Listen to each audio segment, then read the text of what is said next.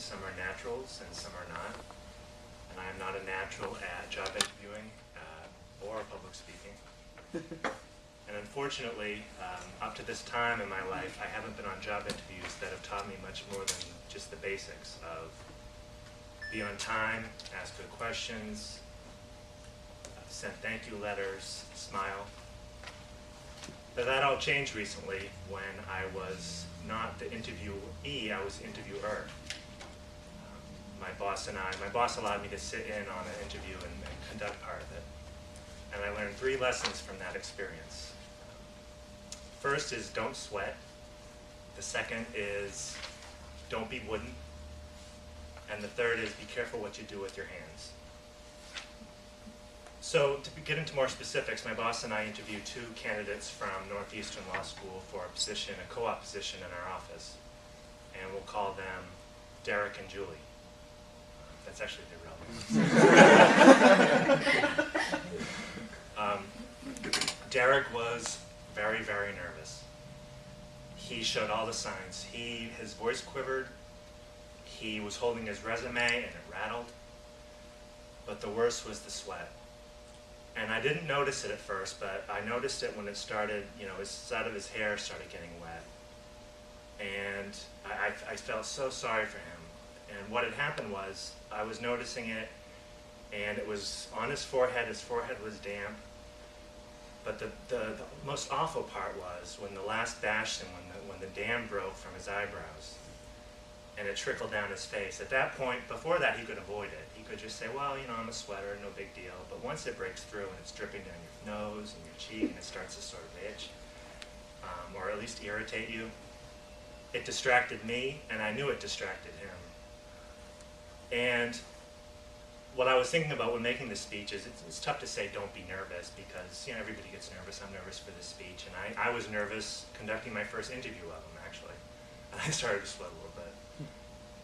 But it was just the type of thing where it just got so bad, it got so extreme, where it was just, he ended up not getting the job, not only because of that, but that played a big part of it.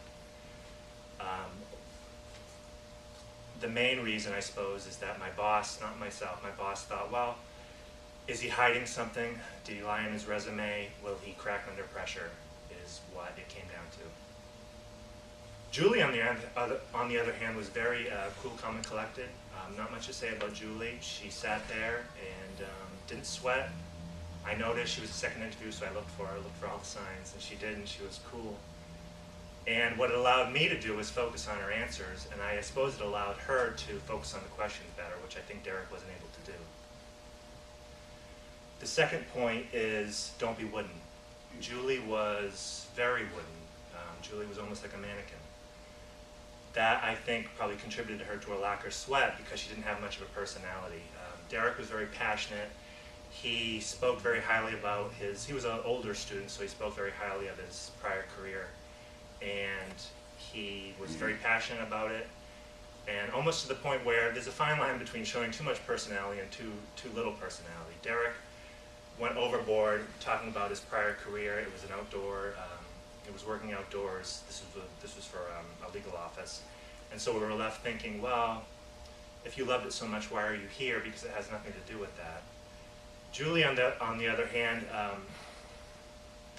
I know we're picking them apart, but Julie, on the other hand, was just so like dead air. She had one-word answers. She was wooden, and it made us think, okay, maybe she's competent, maybe she's not nervous, but are we going to like this person to work with? We're going to spend a lot of time with her. Is she going to be not necessarily fun, but is she going to be palatable? I suppose.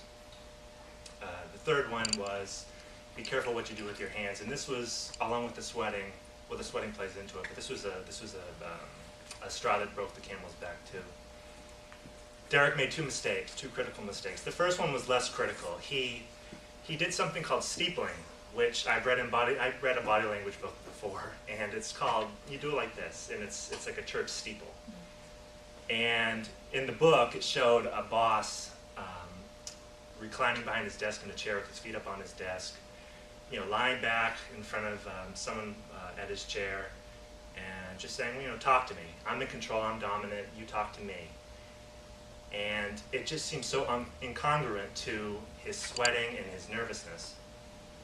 So that was we could let that slide. We just knew that it was, he probably studied that in the book. You know, I studied it in a book, and I chose not to do it, but I think he studied it and didn't account for the sweating. The last point was the handshake. This is where the sweating comes in too. My boss is a big germaphobe, and my boss is a big etiquette advocate. And so the rule is, and I broke this when I first started, is you don't shake a woman's hand until she extends it. And so when he was leaving, when Derek was leaving, he extended his hand to my boss before she did, and she shook it. And so number one, she was mad at that he extended it. And number two, she was very, very creeped out because it was wet. And to conclude, the three points were don't sweat, don't be wooden, and be careful what you do with your hands. And all those points contributed to, along with grades, to us picking Julie. Thank you.